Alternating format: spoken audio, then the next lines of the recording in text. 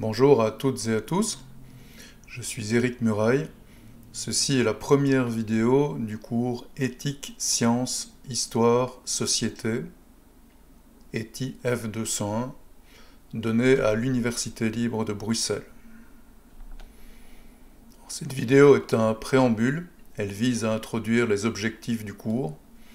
Le cours en lui-même est composé de 6 chapitres.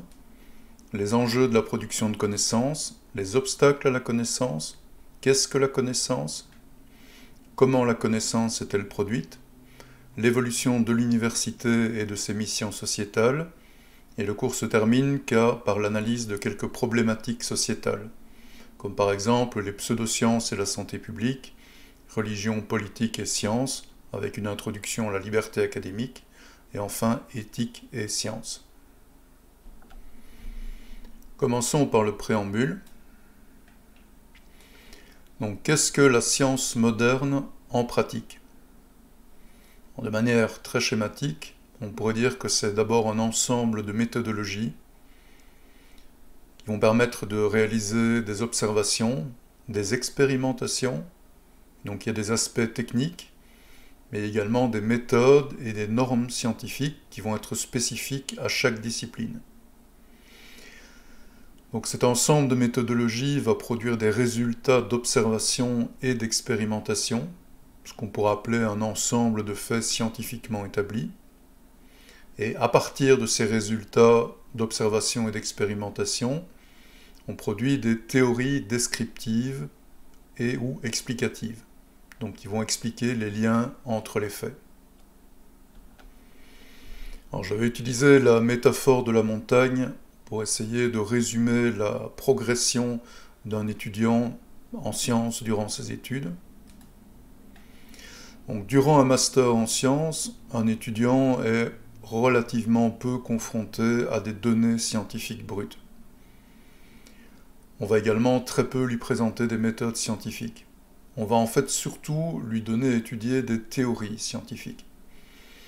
Donc par rapport à la métaphore de la montagne, je dirais qu'on va lui expliquer l'itinéraire, en gros, du trek. Pendant un doctorat en sciences, l'étudiant va réaliser des observations et des expériences. On va donc lui apprendre aussi à maîtriser des techniques, mais dans un champ disciplinaire, et évidemment sous l'encadrement d'un promoteur de thèse. Mais ce qu'on enseigne très rarement en faculté des sciences, ce sont les bases des normes scientifiques, communes à l'ensemble des disciplines scientifiques. D'où l'intérêt de ce cours. Alors, présenter ces bases, ça nécessite d'aborder plusieurs questions complexes. Qu'est-ce que la connaissance scientifique? Comment produire la connaissance? Quelles sont les conditions nécessaires à la production des connaissances? C'est-à-dire comment les universités doivent-elles être organisées, quel est le financement de la recherche, quelle est la déontologie des chercheurs, etc. Alors les deux premières questions, qu'est-ce que la connaissance, comment produire la connaissance, sont traditionnellement abordées par ce qu'on appelle la philosophie des sciences. Alors la philosophie des sciences peut être décomposée en deux grands courants, l'analyse de l'histoire des sciences, et l'analyse critique des sciences. Donc l'analyse critique des sciences, c'est ce qu'on appelle aussi l'épistémologie, c'est un nom que nous utiliserons beaucoup. Donc épistémé, la connaissance, logos, le discours. Donc c'est l'étude critique des connaissances et des méthodes scientifiques. On peut également dire que c'est une réflexion sur les critères auxquels une connaissance véritable devrait se conformer. Et ça, c'est déjà une définition opérationnelle. Restons ici sur l'idée que l'épistémologie, c'est l'étude critique des connaissances et des méthodes scientifiques. Alors, ce sont des concepts qui peuvent sembler très abstraits et qui amènent à une question qui est bien présente dans la littérature scientifique, c'est quel est l'intérêt d'un cours de philosophie des sciences pour un scientifique aujourd'hui? C'est une vraie question. On peut trouver dans la littérature scientifique toute une série d'articles s'interrogeant sur la place aujourd'hui de la philosophie en sciences. Alors je vais passer quelques exemples de scientifiques connus qui se sont prononcés sur la question. Je vais commencer par Richard Feynman, un physicien célèbre.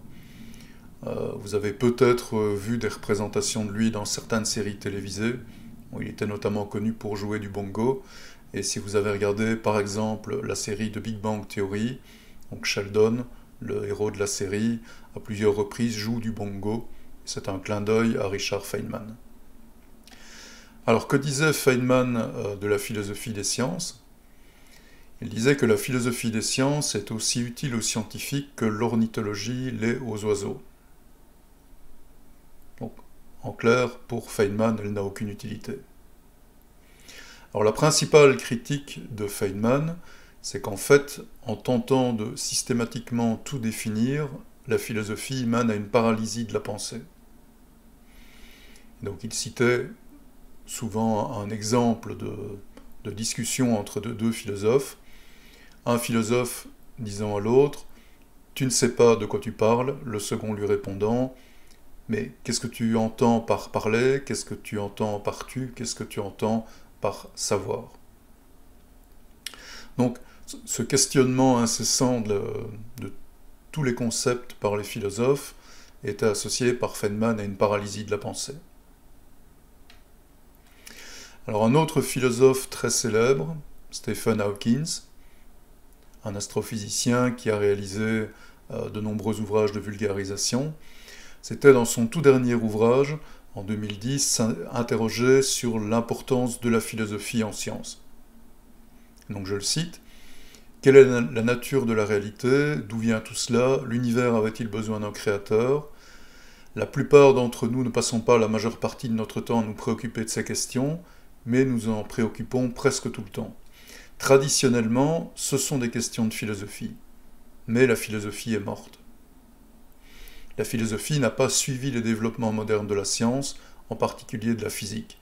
Les scientifiques sont devenus les porteurs du flambeau de la découverte dans notre quête de la connaissance. » Donc pour Stephen Hawking, la philosophie, en ne s'intéressant plus aux théories modernes, en ne s'intéressant pas aux faits, aux observations scientifiques, a délaissé le chemin de la connaissance. Et ce sont les scientifiques qui auraient repris le flambeau. Alors un autre avis négatif d'un autre physicien bien connu, grand vulgarisateur, Neil deGrasse Tyson, donc c'est un des scientifiques américains les plus populaires, il a déclaré en parlant de la philosophie que si vous êtes distrait par vos questions au point de ne pas pouvoir avancer, vous ne contribuez pas de manière productive à notre compréhension du monde naturel. Donc même position que Feynman, pour lui la philosophie c'est une simple distraction. Donc les principales critiques de la philosophie pour les scientifiques, si je résume, c'est qu'en fait en philosophie, il n'y a pas de théorie validée par des faits vérifiables. Il n'y a même pas de solution faisant consensus pour la plupart des problèmes philosophiques. Et donc la philosophie apparaît généralement comme un vaste corpus de théories qui sont concurrentes. Et donc l'étude de la philosophie en pratique ne permet généralement pas l'acquisition de théories qui se rapprocheraient d'une vérité.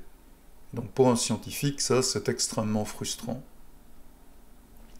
Alors ça c'était les critiques, je vais quand même prendre un avis positif. Donc, je vais m'intéresser ici à ce que disait Albert Einstein, je le cite. « Je suis entièrement d'accord avec vous sur l'importance et la valeur pédagogique de la méthodologie ainsi que de l'histoire et de la philosophie des sciences. Aujourd'hui, de nombreuses personnes, et même des scientifiques professionnels, me semblent avoir vu des milliers d'arbres, mais n'ont jamais vu de forêt. Une connaissance du contexte historique et philosophique lui confère cette sorte d'indépendance par rapport aux préjugés de sa génération dont souffrent la plupart des scientifiques. Cette indépendance créée par la perspicacité philosophique est, à mon avis, la marque de distinction entre un simple artisan ou spécialiste et un véritable chercheur de vérité. » Donc, pour Albert Einstein, la connaissance de la philosophie, si elle ne permet pas de se rapprocher d'une vérité, va donner un contexte à la science. Elle va permettre de voir l'évolution des différents contextes, des différents concepts scientifiques, l'évolution des différentes méthodes scientifiques. Et c'est ce recul qui donnera aux scientifiques un esprit critique à la fois vis-à-vis des concepts scientifiques, mais également des méthodes. Donc la philosophie des sciences permettrait d'acquérir un regard historique et critique sur la science.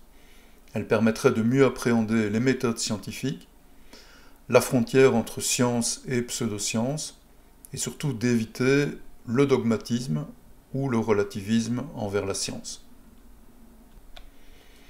Et ça peut être particulièrement utile à une époque où les pseudosciences fleurissent et où le déni de la science va croissant. Alors on peut se poser la question de pourquoi autant de fake news, pourquoi autant de promotion des pseudosciences de nos jours. C'est une question qui sera beaucoup abordée dans le cours. Donc un élément de réponse, c'est le fait que nous sommes aujourd'hui plongés dans un monde où les informations se déplacent de plus en plus vite, touchent de plus en plus d'individus, mais sans la moindre vérification. Donc si vous regardez ces graphiques, vous voyez que le nombre de sites internet a cru de manière exponentielle entre les années 2000 et 2020.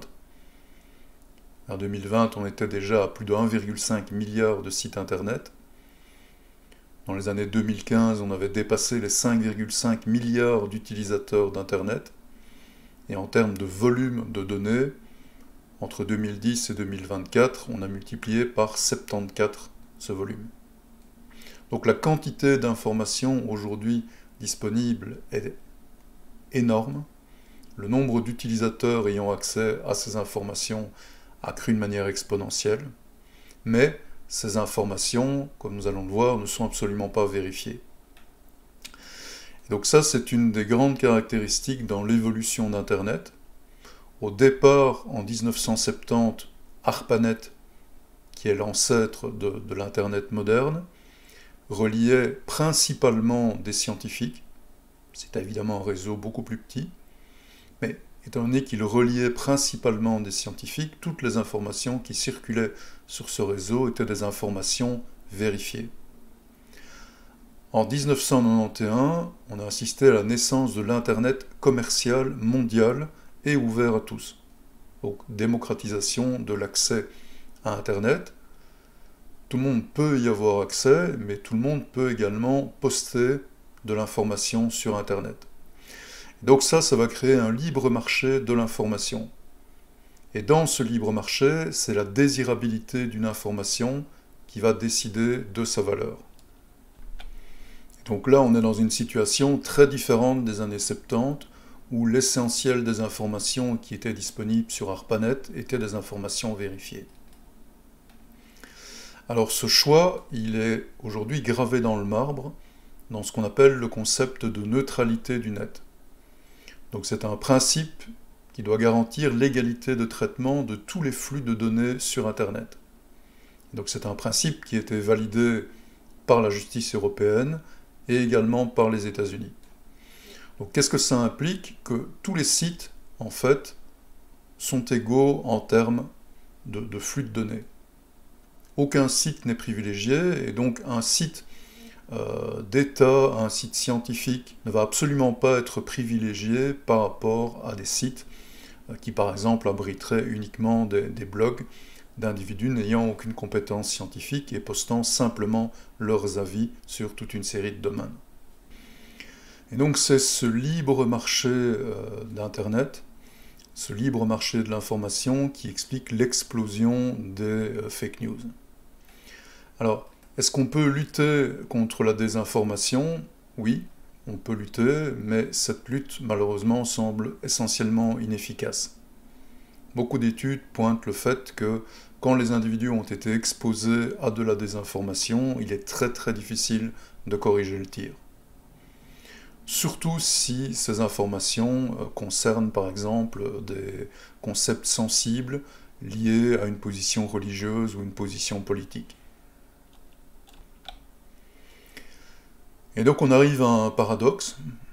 La croissance des connaissances dans un monde où l'information n'est plus vérifiée va entraîner une croissance de l'ignorance.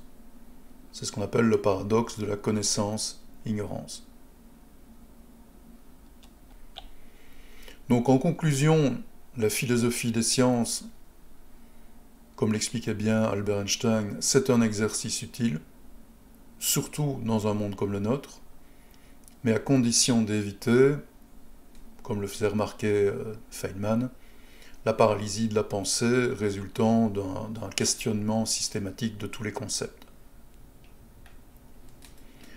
Donc les principaux objectifs de ce cours seront d'appréhender tout d'abord les enjeux de la production de connaissances, ensuite d'essayer de définir la connaissance, ou du moins d'aborder les différentes définitions de la connaissance scientifique.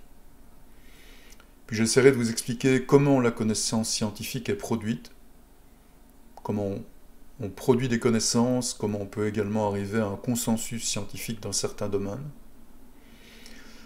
Puis j'aborderai le problème de l'organisation de la recherche, comment les universités ont évolué, comment les financements de la recherche ont évolué.